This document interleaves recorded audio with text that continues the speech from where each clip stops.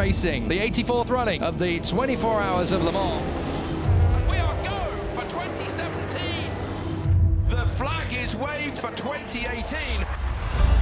It's a Super Bowl of sports car racing. It's a good clean start for all the GT cars. Expect very hard competition over 24 hours. Side by side, they're going to touch. We're fortunate to drive one of the most badass cars that's ever been built in the history of racing.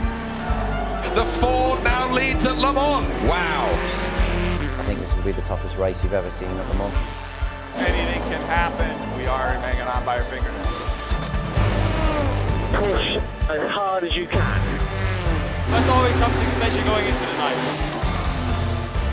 This is the tough part of the race now in the dark. This is where it all counts. This is where all the hours of hard work all comes into play. This thing's going to go right down to the last hour.